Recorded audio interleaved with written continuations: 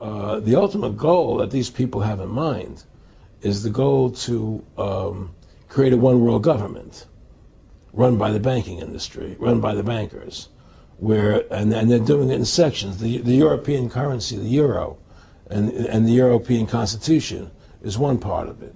Now they're trying to do it in America with the North American Union, right? And they want to create a new currency called the Amero, right? And the whole agenda is to create a one world government where everybody has an RFID chip implanted in them. All money is to be in those chips, right? There'll be no more cash. And this is given me straight from Rockefeller himself. This is what they want to accomplish. And all money will be in your chips. And so instead of having cash, anytime you have money in your chip, they can take out whatever they want to take out whenever they want to. If they say you owe us this much money in taxes, they just deduct it out of your chip digitally. Total control. Total control.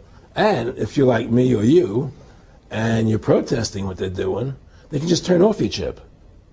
And you have nothing. You can't buy food.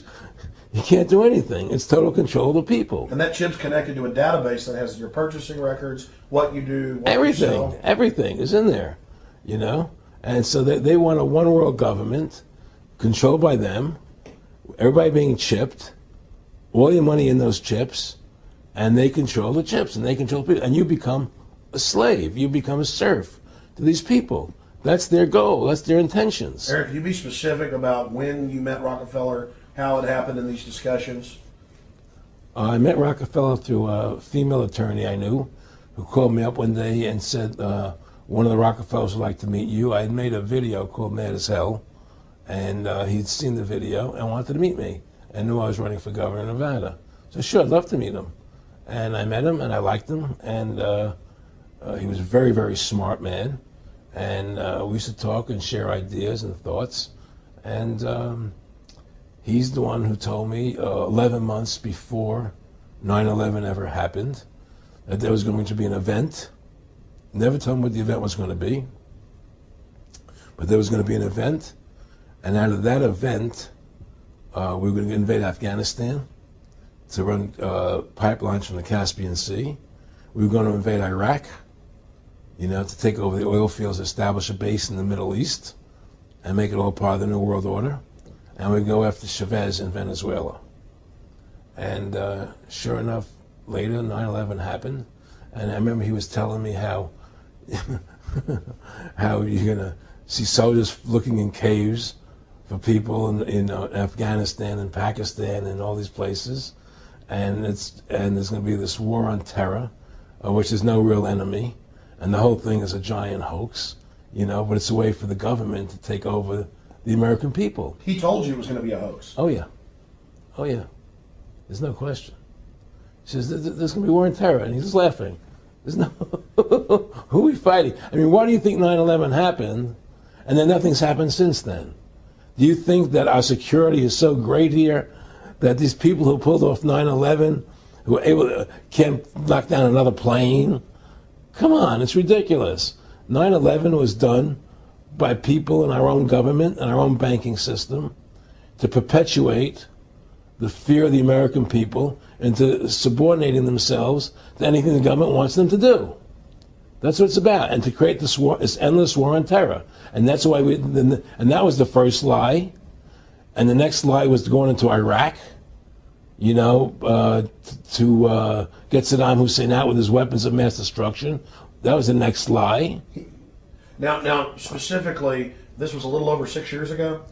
This was 11 months before 9/11. Yeah. And Nick Rockefeller, who's a lawyer, he's become your friend over the previous years, and he's saying to you that there's going to be this big event, and then out of that we're going to have a war on terror, and it's just going to go on and on. Right, an endless war on terror without any real enemy. That you can never, so you can never define a winner. And did he say that it's going to be perfect because you can't define an enemy? It just goes on and on? Yeah, because you can't define a winner. There's no one to beat, so it goes on and on forever. And they can do whatever they want. They scare the hell out of the American public. Look, this whole war on terror is a fraud. It's a farce. It's very difficult to say it out loud because people are intimidated against saying it. Because if you say it, they want to make you into a nutcase. But the truth has to come out. That's why I'm doing this interview.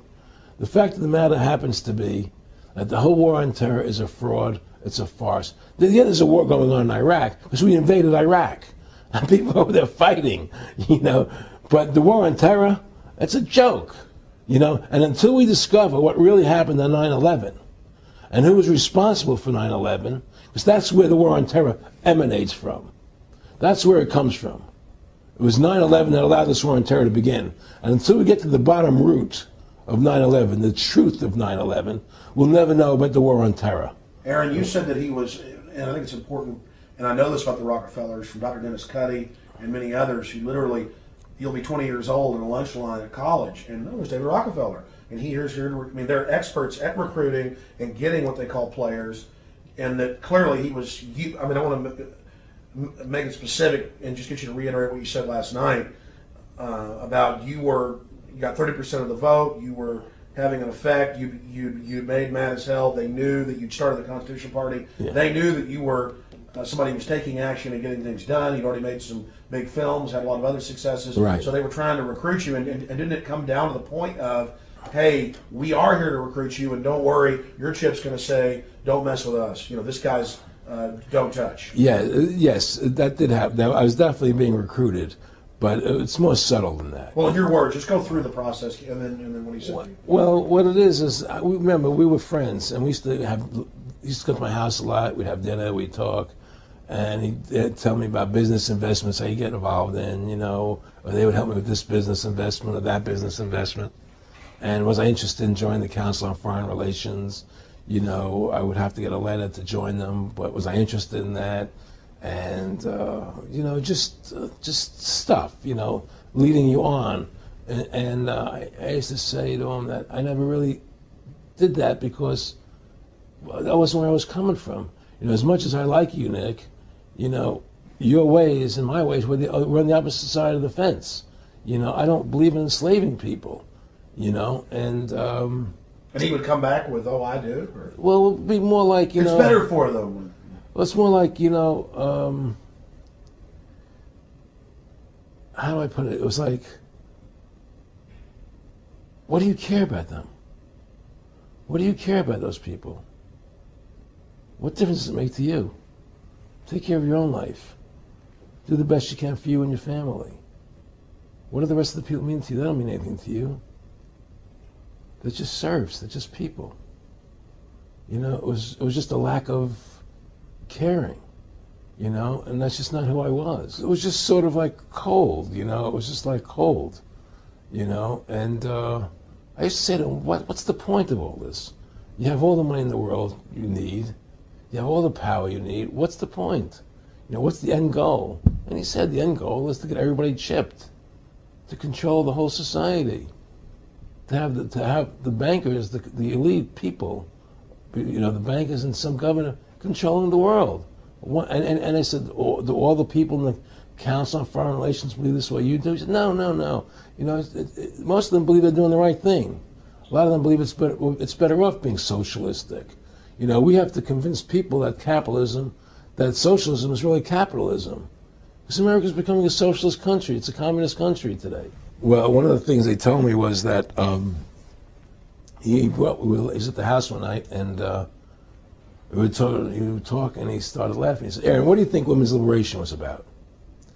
And I said, I had pretty conventional thinking about it at that point. I said, I think it's about women having the right to work, getting equal pay with men, just like they won the right to vote, And he started to laugh. He said, you're an idiot.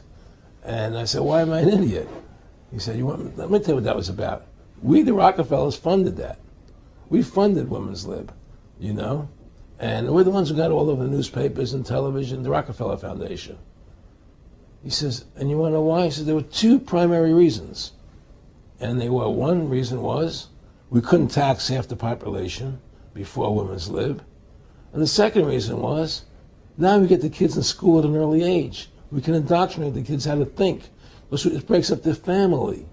The kids start looking at the state as the family, as the school, as the officials, as their family, not as the parents teaching them. And so those are the two primary reasons for women's lib, which I thought up to that point was a noble thing. You know, when I saw their intentions behind it, where they were coming from when they created it, the thought of it, I saw the evil behind what I thought was a noble adventure.